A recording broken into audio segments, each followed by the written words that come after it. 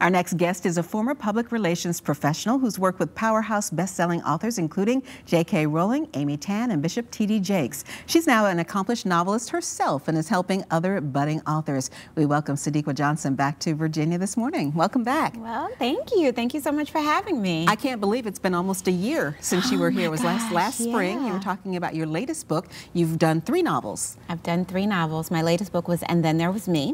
Which is there on this. Yes, and the book is doing really well. It's touched women in a lot of ways because there's a lot of secrets in the book. And we all walk around carrying secrets, and it feels good to know that you have someone who you can identify with, you know, in a fictional book. I've gotten people who sent me emails to say, thank you for writing this book. And I'll say thank you as well because it's a wonderful book. For people who want to write their own book, is reading lots of books a good way to go? Absolutely. I was that kid who went to the library once a week. I checked out 7 books and I read a book a day. I mean, I was such a big reader that I would sneak my book behind my textbooks at school and I read throughout the day instead of paying attention. I don't know what I learned in 7th grade math. that will all come back to you someday. But now you're passing along writing tips to people, which is a great thing because a lot of people might feel that they can write or want to write, but they don't know where to start. So what's the first step? So I think the first step for writing is that you have to get in the right mindset. What your mind says, your butt will follow. And I'm a strong believer that you have to kind of set your mind and say, this is what I'm going to do. You have to believe that, you know, you have the goods to do it. And a lot of creative people feel shy about it. They don't want to give it a try. But you just got to set your mind that this is the year that I'm going to let my creative self shine and put pen to paper and get it done. So you have to do that. And do we want to think of it as a process, almost like a job, and set time aside for that? Yes, I am a big believer on setting a time and a place. I wake up every morning. My writing time is first thing in the morning because I know that that's when my brain is fresh. But people work, you know, and some people have to be at work at 5, 6 o'clock in the morning, and that might not work for them. So I say either set a time first thing in the morning or set a time late at night, and it could be 10 minutes. It doesn't have to be a big stretch of time. I think people get caught up and feel like I need to quit my day job so that I can write the next best novel. You don't.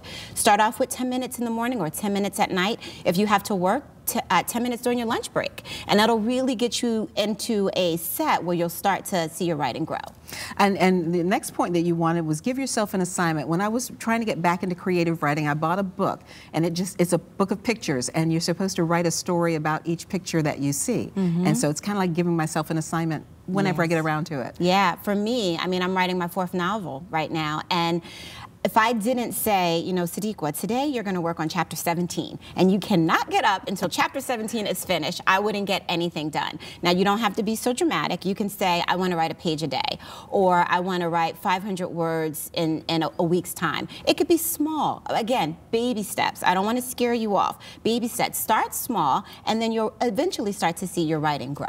But you do kind of have to give yourself an assignment. Otherwise, I've got to go put some laundry in the washer, and I've got to get lunch ready for the kids, and other things get in the way. Especially for me because I work from home. My house is such a distraction. So yes, create an assignment for yourself and stick with it. I even create a log. So at the end of the day, I write down what I accomplished based on what I set for my assignment. And that really keeps me going throughout the week. Next point you say is reward yourself. Oh yes, that is a big one. Because, you know, it's so hard to keep your butt in the chair and get the writing going. And so I like to reward myself at the end of the week. I like to reward myself when I finish a draft. I like to reward myself when I turn in a novel. But for, you know, people who are just starting off, small goals. If you hit that 500-word mark and you've done it and it's your first time doing it, take yourself to a movie. Give yourself a bath, a glass of wine, just anything that's going to make your writer feel empowered and feel like, yes, I'm on to something here. And you also say we should be patient. Oh my gosh, patience is the biggest thing.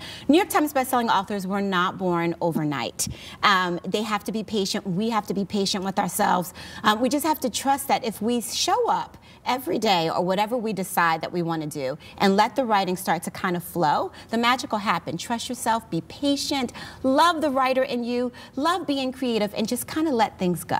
Is there a point where it feels like a switch is flipped, that it's like all of a sudden it moves? It does. And if you follow those steps, particularly just showing up at the same time every day and completing those assignments, you'll get to the point where you're like, I have 10 pages in front of me. Where did that happen? And then it gets to the point where you kind of feel like you miss writing, like you fall in love with it and you want to continue to do it. So on the days that you miss it, you feel different.